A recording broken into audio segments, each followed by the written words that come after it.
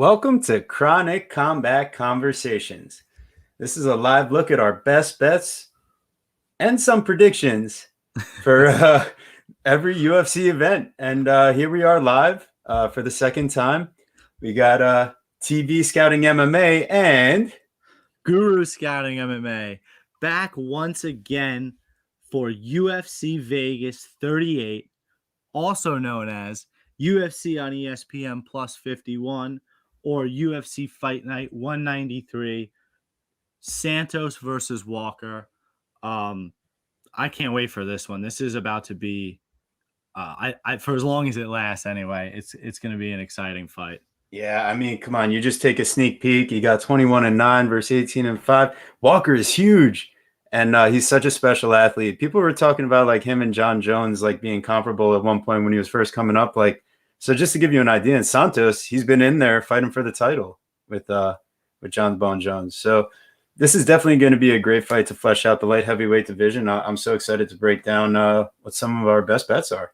Yeah, and you got the co-main event with the return of Kevin Holland, who's lost 10 straight rounds to the likes of Derek Brunson and Marvin Vettori, facing off against Kyle Daukaus, the brother of Chris Daukaus, who is 1-2 in the UFC so far, Kyle? Yeah, he his only win over Dustin Stoltzfus, so it's like, you know, he's doing his best out there, but he's put on some solid performances overall. Against tough competition. So. I would definitely agree. So let's without further ado, let's get into some plays, because I know everybody missed us since unfortunately we were unable to get on air for 266. Yeah, it was definitely a bummer. A lot of, behind the scenes stuff coming up, and hey, I'm happy to be back. And if you guys were following us, on our social media, me at TBScoutingMMA. And then you got at GuruScoutingMMA. If you follow us at Chronic Combat on Twitter and at Chronic Combat Conversations on Instagram. And if you check us out on Bet MMA at Chronic Combat, you can find all in our link tree. All in our link tree. Yeah, it's all condensed. But you can look there for all our bets, because we made sure to put our plays out Saturday morning. I know that's a little short notice. Again, we had to do a lot of conversating, but we were able to get our plays out. We actually had one of our best weeks. So we hope that you some way cashed on that with us. Yeah. So like we said, we got probably a little bit of a step down from UFC 266 here, obviously. A little bit. Yeah. I mean, really in the Alejandro Perez versus Johnny Eduardo fight, do you have a play here? I mean, I know I personally don't. I didn't have a super strong play, but I did lean with the Perez side. And I felt that, even though they both have a decently long layoff, I felt that Perez with the more technical boxing should actually be able to put down Eduardo. So I like Perez by KO or sub at plus 120. Some books should offer you that double chance. I looked at that on FanDuel.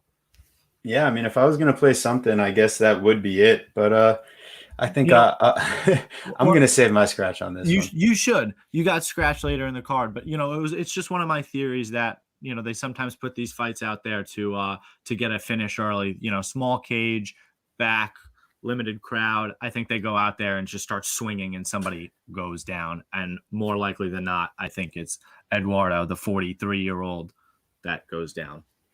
I could totally see that. And hey, man, I'm hoping you kick off the card with even if it's a little play, let's get it flowing. Yeah, hell yeah.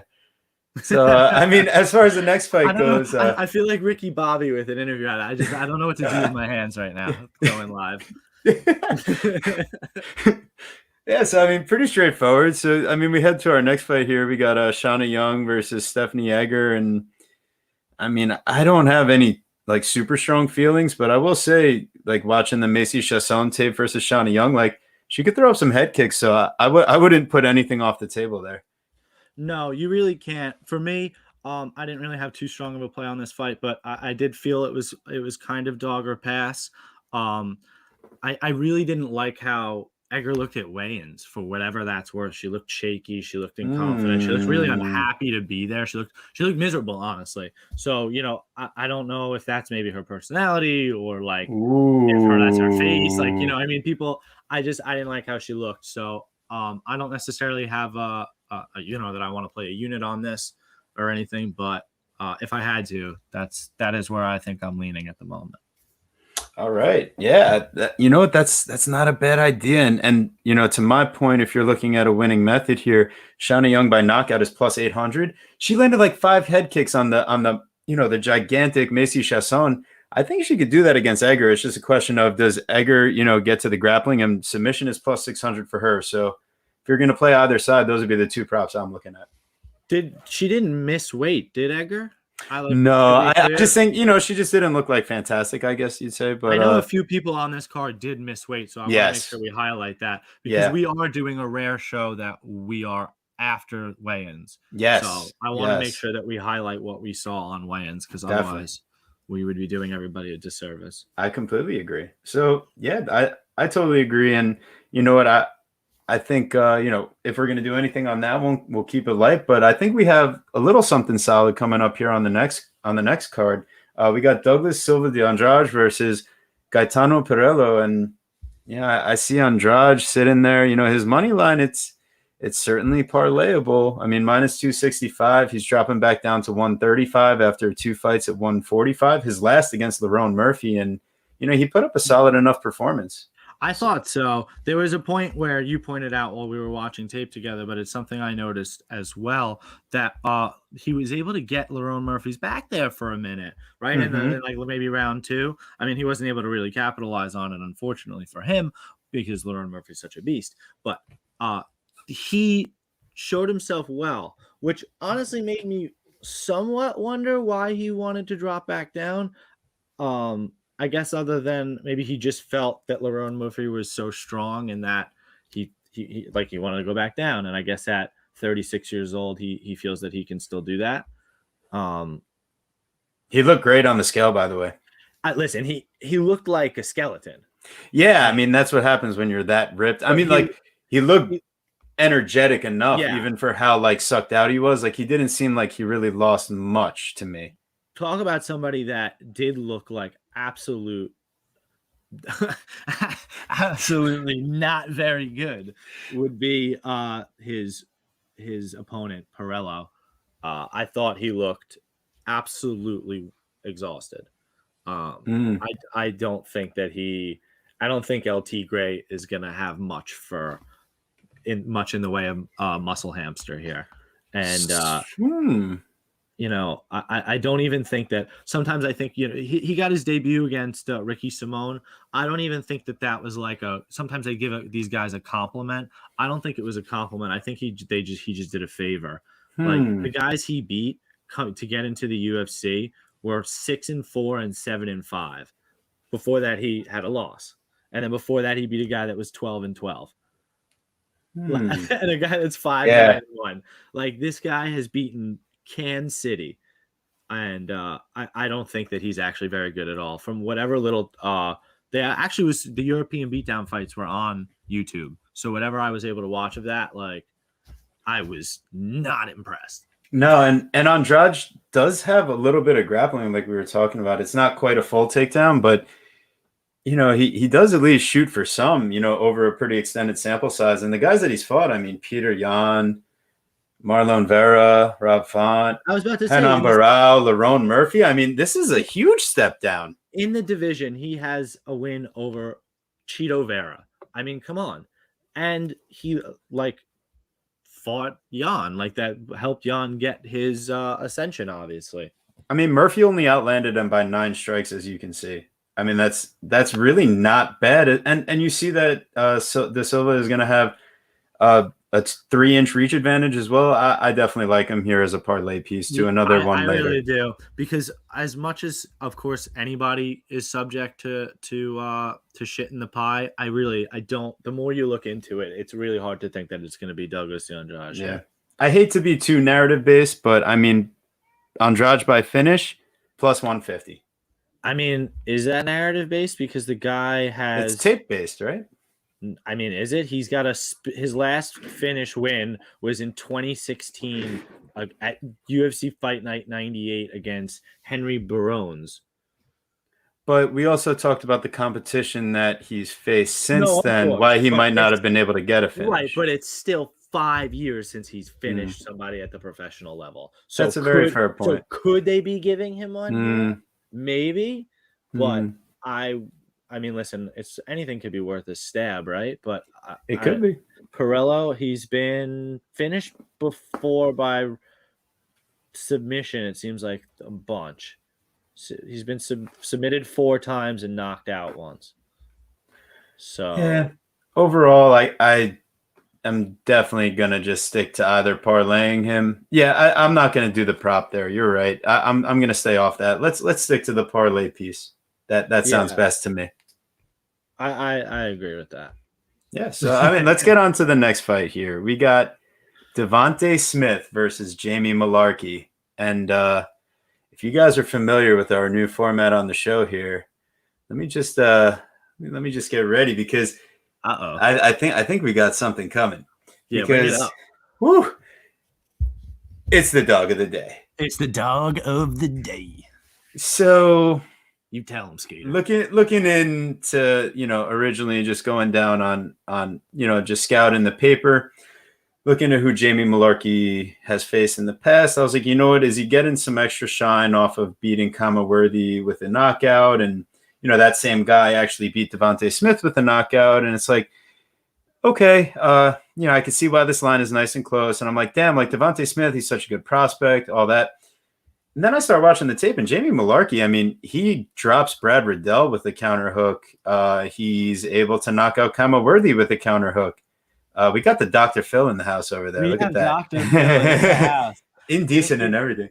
Like, oh, he's just joining us. He heard it was dog of the day. So the cat's got to join, Yes. So, yeah, I mean, listen, Mullarkey has shown against high-level competition that he's very competitive, and he has a very high-level grappling skill set with good output. And, he seems to gas a little bit sometimes, but I got to tell you, it looks like he had a really good weight cut. He showed up great, and he's going to hold a 3-inch height advantage while he's giving up 2 inches of reach. I do think that's going to help him with the grappling, and I do like to take Mullarkey here just straight up. I'd like to take a moment to do some casual MMA math. Okay. Right? So if Mullarkey knocked out Worthy and Worthy knocked out what's his name? I keep thinking his name is Devonte Smith. Is that his name? Yes. Yes. I keep thinking he's the football player. I'm like, don't call him the football player, but it's the same name, right? The different spelling. Right, but it's the same name. Exactly. Okay, so he's gonna so to do the MMA math, it's true. Is that how that works? I guess so. But I don't know that he's gonna knock him out, right? Do we just like Mullarkey in general? I like Mullarkey plus 130, but I mean, we've seen Smith get hurt in more than one occasion, even more than just the Worthy fight on tape. So plus 350 for a Mullarkey knockout, or if you just want to say like an inside the distance for him, fight to go the distance, no, is minus 200.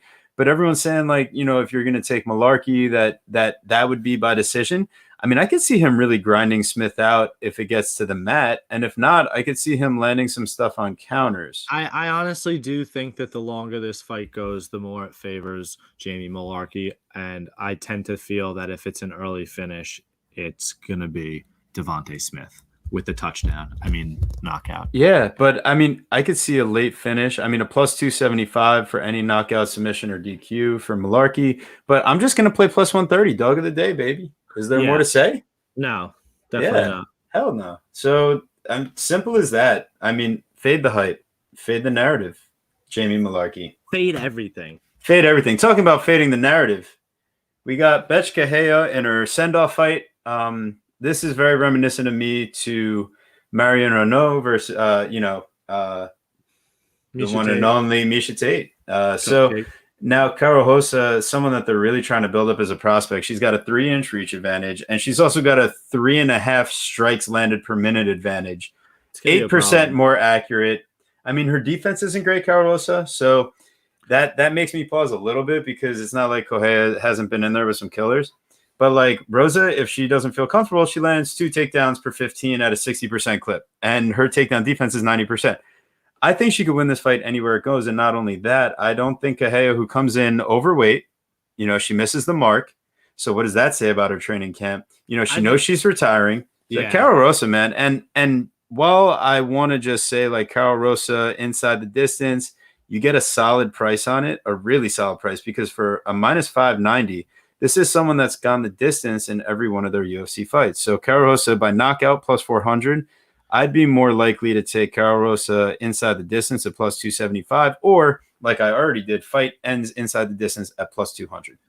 Yeah. This is a stay away fight for me. I don't really want a piece of it personally. But I do like your handicap of it. And if I was going to play anything, I would play the plus 275 for Carol Rosa. Totally makes sense. I mean, the over 2.5 is minus 315. You're telling me that some parlays aren't going to get busted by that this week? Fade the narrative inside the distance. I think that's a good narrative fade because with that pace and pressure that Rosa is going to put on, I think that she's going to take it personally that Betch missed weight. And I think that Betch, if you put the pressure on her, that she's going to fold. Like, she's going to wonder 10 minutes in there why she's still fighting when she knows that she's going to be on a beach in Brazil, like tanning and like totally agree. Doing her own thing in a minute. Like, she's chilling. So, yeah. I think that's all it is there. I mean, Rosa's got to win, right? So honestly, Rosa has to win to the point where you might have to find a way to put her in the parlays, like money line. Seriously, like it doesn't give you much, but it gives you something. So if you have even if you like some football bets this week, like the Bills or something, like if you like somebody, like you should just put a little Carol Rosa in there because she will win this fight. That's a classic guru move right there. Get that plus money. I'm serious. I'm looking at. I mean, when you look at it right now, I mean, man, there's a bunch of plays. Like you could even put her with the who'd be the simplest one? The Rams. I like the Rams over the Cardinals this week. Yeah. So you could do the Rams and like Carol Rosa. True. And that gets you. You're getting there. You're minus 143. Yeah. So somebody not as crazy as me would probably play that straight up like Fair that. enough. I'd probably look for another leg, but all right. Well, next fight we got Antonina Shevchenko versus Casey O'Neill. I really lean towards taking like the veteran in this spot. I've been trying to fade O'Neill like consistently, so I'm pretty biased here. That's why I'm probably going to elect to stay away because Antonina is nowhere near, obviously her sister, Valentina Shevchenko. So, Antonina, she is a little taller, but she's given up reach. While she should have an advantage in the kickboxing, I just don't trust either side overall, but this line is super wide towards Casey O'Neill. Sketches me out. That was what I took away from my tape watching. It wasn't necessarily that I could have a play, but more that if there was a play to be had, the play would have to be on the dog. As much as I have a major crush on Casey O'Neill, until she beats somebody like Antonina Shevchenko, I can't trust her to beat somebody like Antonina Shevchenko. At least again at this price, because one thing that I've learned is that when there's a high level of unexpectancy, the number should creep closer together as opposed to getting further apart. And I feel like this number is, not close enough together to where, because this fight is really going to go one of two ways, and we don't really know which. It's either Casey O'Neill is going to be able to get this fight to the ground, and she's going to drown Antonina Shevchenko, or Antonina is going to be able to keep it standing and punish Casey O'Neill, over some time.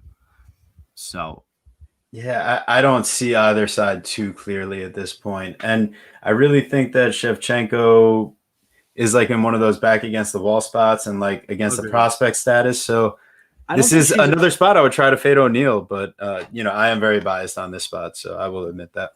and I know she's like back against the wall in some respects, but like we don't think that Dana White's gonna cut her, do we?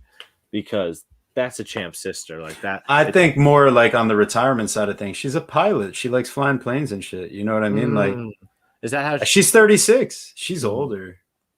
You know, and O'Neal is 23. That's another one of those things, like such a big age gap. But I don't think Shevchenko's like physically shot. I just think like she never fully developed in the same way. No, she doesn't have the same killer instinct as her sister, Right. but rarely anybody does. Right. But hey, pretty simple. So on to our next fight, huh? Yeah. We got Joe Solecki versus Jared Gordon. You know, originally I thought Solecki would roll here from like first glance. What I thought too, but that's square. It was a square thought. Yeah, I don't like He's the still way. light, by the way. Yeah, no, I wasn't superbly impressed, and I just think that Gordon is such a veteran that I can't trust Solecki, you know, to physically dominate the same way he did against Jim Miller, and I can't, or like Matt Wyman, who he couldn't even finish. Exactly. That didn't stand out well to me. I know the Hubbard sub was nice, but like both of those guys are savvy veterans, but Jared Gordon's a savvy veteran with a little bit more pep in his step than Jim Miller and Matt Wyman. He probably has the pep in his step of Jim Miller and Matt Wyman combined. I mean, Jared Gordon is a scrapper, and he has, you know, been through some wars and taken some damage, which is, you know, probably the most unfortunate thing for him. But you know, he's come out of it a better fighter, so we do have to worry about his durability. But I think a fighter like Joe Solecki is not really going to test him too much on the feet, like, right? We're expecting Gordon to have the advantage on the feet. No. Well, see, I think that Solecki is solid in that, you know, he at least is comfortable throwing combos and walking forward.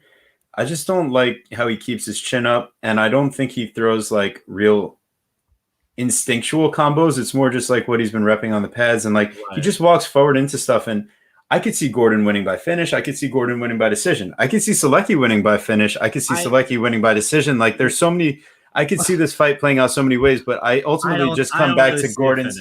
I could just come back to Gordon's, you know, veteran instinct, and I really do think Gordon could get a finish, but I just don't think Solecki's chin is like.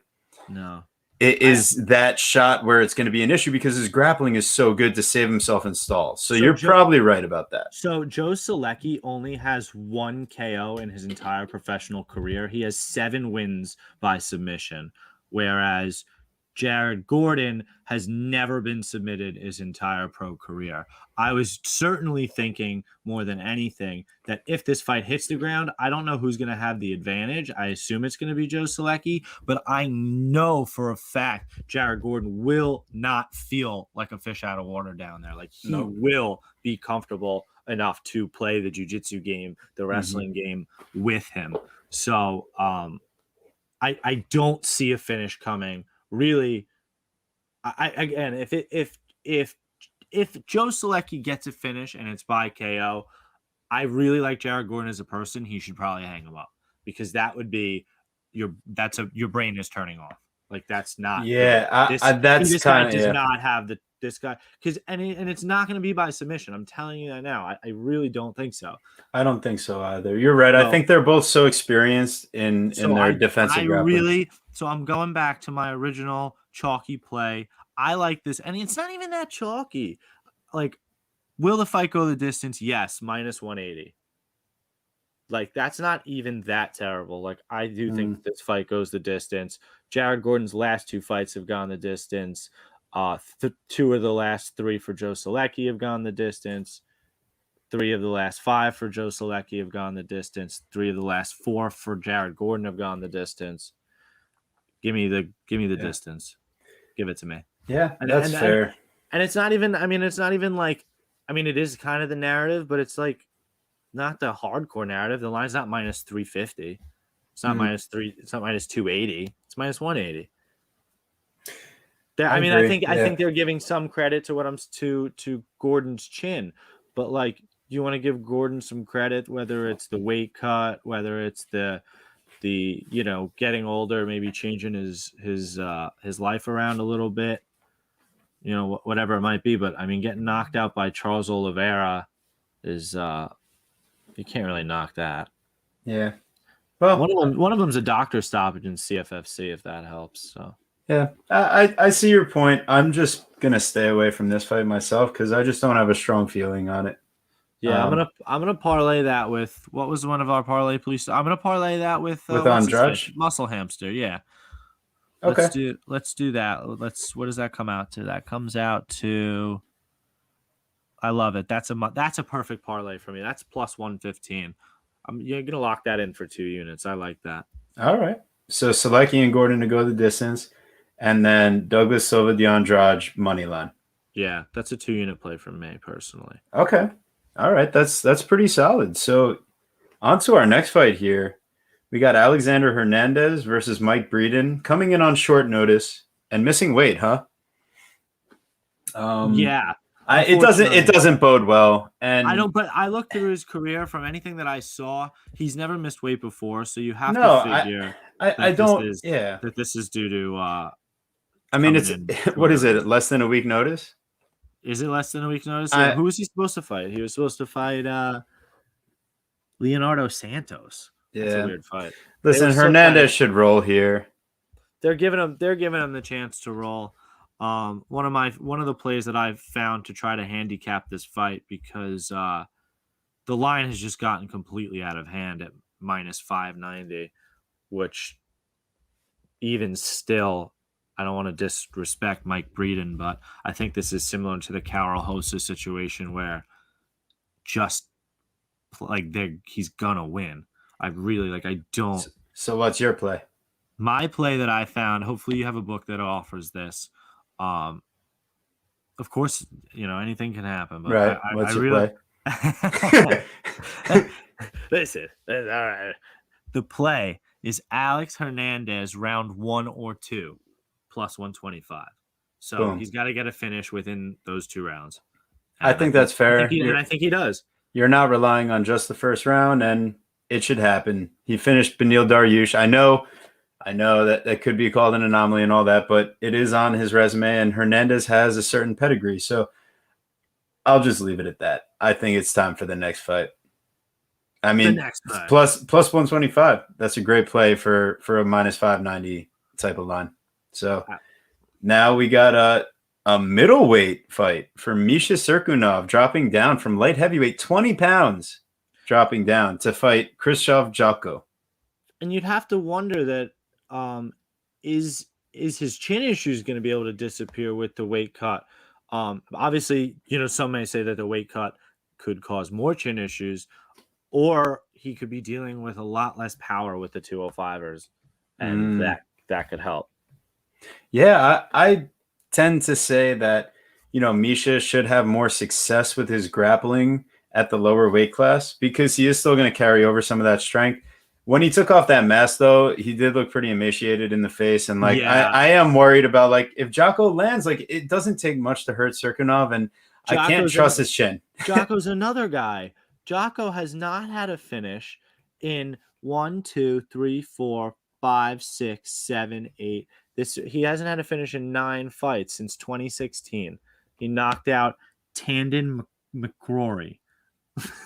All right. So, I mean, for me, realistically, Jotko by knockout is plus 185. I mean, decision is plus 250. If he's going to beat Misha, I know Misha is all finishes and everything, but watch this fight go to decision just to fade the narrative, 100%. Right? No, absolutely. So just the fight to go to distance. I don't see it. Unless, and again, this is another thing. I hate to be super hyperbolic, but if Cirkunov makes his cut, dedicates his life and his time to this, and then gets knocked out by a guy that hasn't knocked out anybody in 9 fights, hang him up, dude. Your chin, you may be 34, but your miles are gone, your tread, whatever it is, you get knocked out here, you need to go get a brain it's not good. Yeah. So I mean, that it's pretty straightforward. I mean, honestly, fight to go the distance plus 150. That's plus money. Yeah, kind of interesting because Misha's all finishes all over. All over, right? I mean, but that's the thing. We always talk about fading the narrative. I mean, this isn't a big play for me, but if anything, he hasn't had a fight go the distance since 2011. How is that even possible? How is that possible? Yeah. I mean, you want to talk about funny, like fight to end in first 60 seconds because we're talking about Misha Cirkunov plus 1,000. Yeah, I'm just gonna stay away. I'm not betting this fight.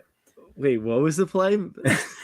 Fight to end in the first 60 seconds, plus 1,000. But like, dude, yeah, nah, I'm not playing this fight. Yeah, just like blindly put $10. Nah, you know what? Let's go to a fight that I have a better feeling on. Yeah. I mean, honestly, why even the waste of time? That because was my Alex fight. Alex Cowboy Oliveira versus Nico Price. This is going to be a fucking fight, and this was my favorite fight.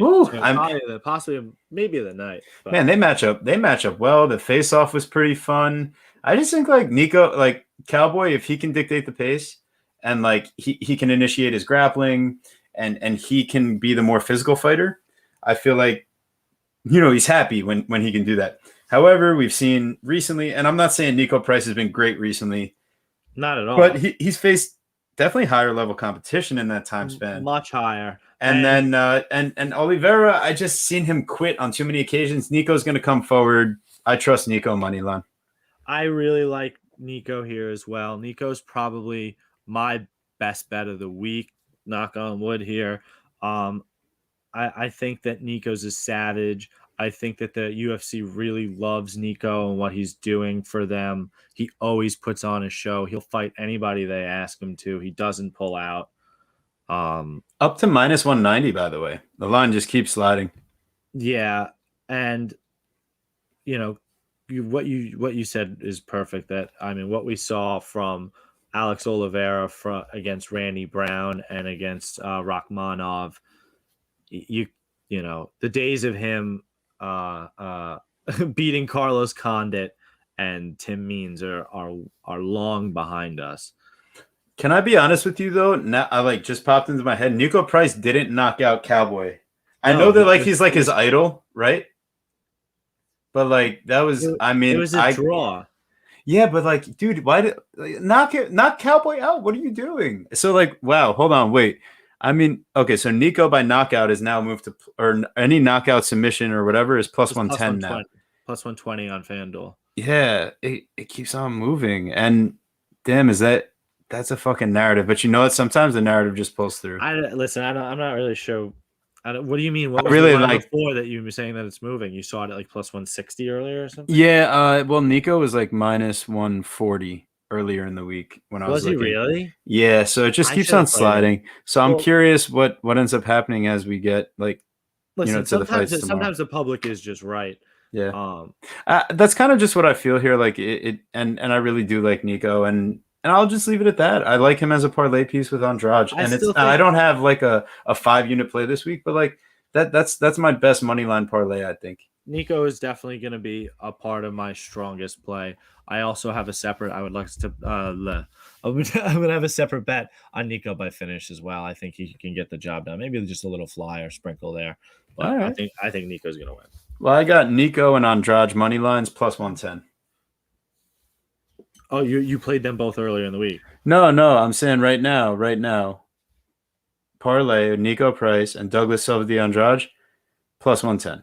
So that's I'm going to be putting, that's 2 units for me. I'm not putting a 5-unit parlay this week. I just don't feel that good. There's no Andrade and Volkanovski play. I may play that. I may play that one as well. So yeah, Nico. Yeah, there you go. So if you want to know, I may change my first that first parlay I had from a 2-unit to a 1-unit, and then put 1 unit on each, because then I'll play of the day. There you go. Right? 2 units on them. Play of the day. I like all that. That sounds because good. Honestly, because now that you know what our play of the day is, as we head on to the next fight, God, I am getting so sketched out by Kevin Holland versus Kyle Daukaus. Kevin Holland is. We haven't talked about this enough, at least you and I know as much as we handicap this fight. We stopped talking about Kevin Holland's elite striking offense. Why? It was the narrative going into the Brunson fight that he literally had elite striking numbers. Why can't we talk about those again? All right, so here we go. Let's actually take a look, because we saw, this is where bringing up UFC stats is going to be fun. So this is what we do when we're looking. So you see Holland overall is 54% accuracy and 56% defense. it was much better before. So Holland versus Brunson.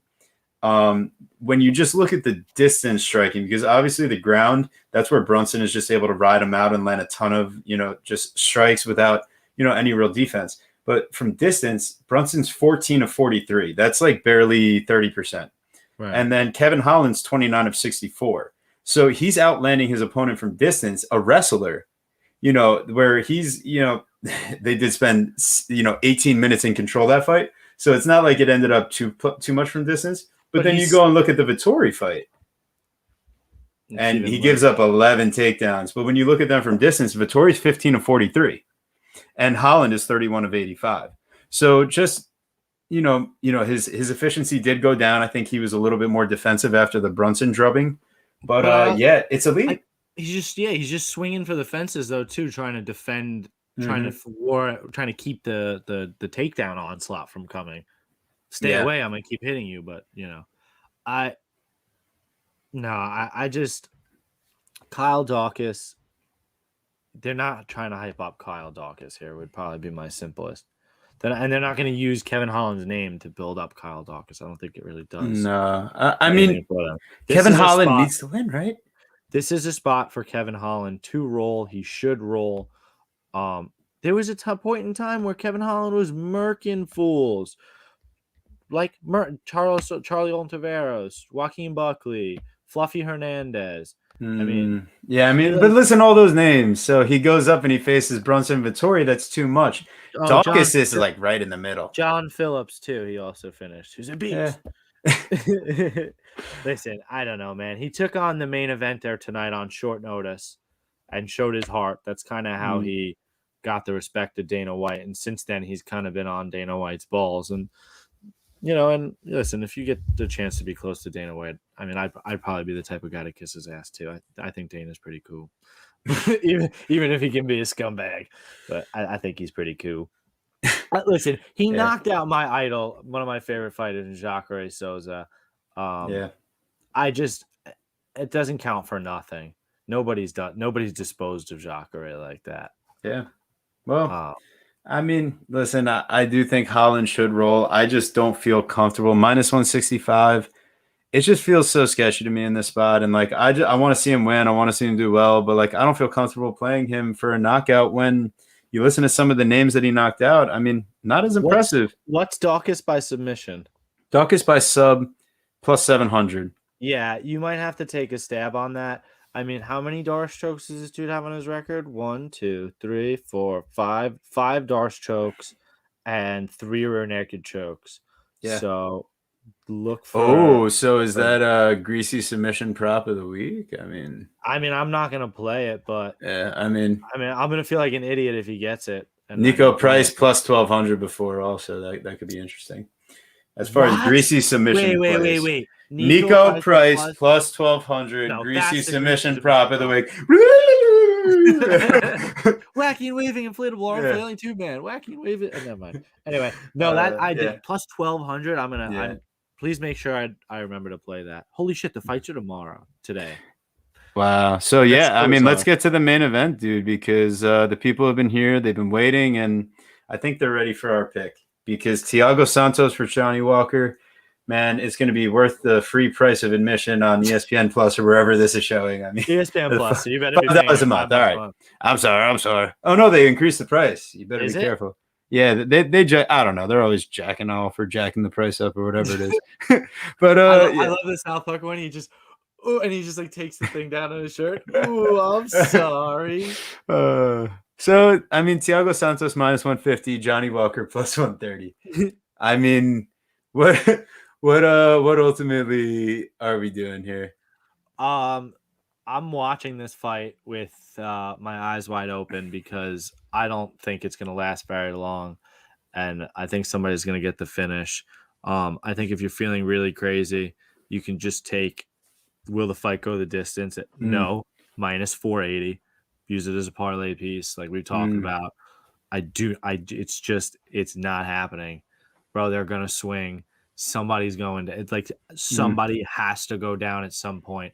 They are both too big in that tiny little octagon to 25 feet to survive for 25 minutes. It is not happening. Nope. So that's one way to get out of here. One of my favorite bets, hopefully your book offers this, is the fight to start props. Which round? I like the fight not to start round 4. Minus 240.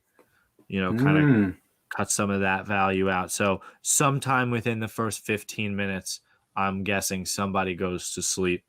And I would be comfortable parlaying that to Nico, and I would also parlay that to Muscle Hamster.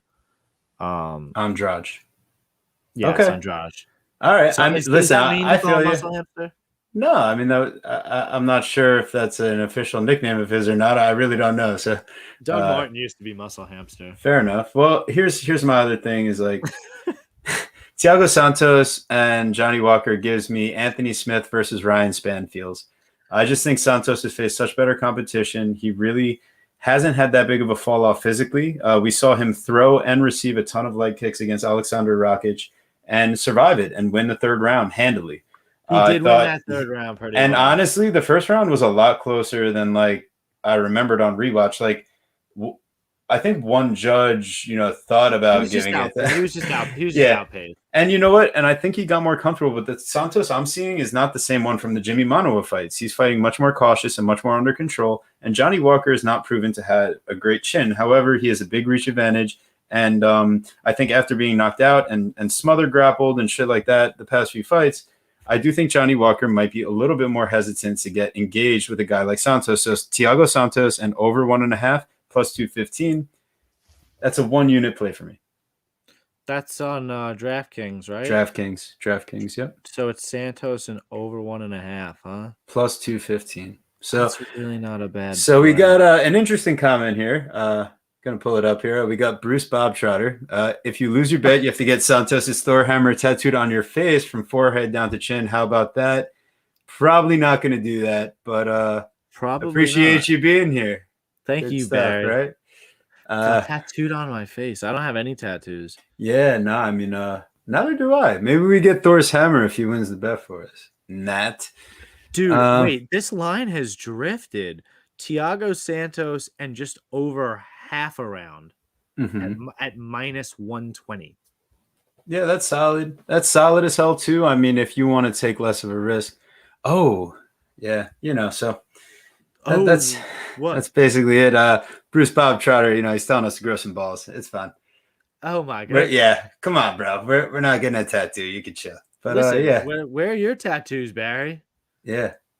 Exactly. So, anywho, I mean, I think that kind of wraps it up because honestly, there's our best plays. And if you guys want to check out where we came on our consensus plays together, make sure you check out our link tree to get to our Bet MMA page where you can find all of our track plays from the past few events because we wanted to make sure you guys can see like we're putting them in ahead of time before the event. It locks.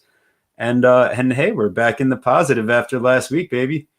Yeah, well, yes, we are. And if you guys have any questions, feel free to hit us up on our various social media platforms. We're always happy to answer those. Yeah, no, and thanks so much for joining us, guys. Don't forget to give us a like and a subscribe. We'd love to have you back, even Bruce or Barry or whatever it is. You can come back to, my friend. Yeah, anybody's welcome. Yeah. Listen, hopefully you join us all back next week, even Barry, for UFC Fight Night, Rodriguez versus Dern next week. That's going to be a doozy.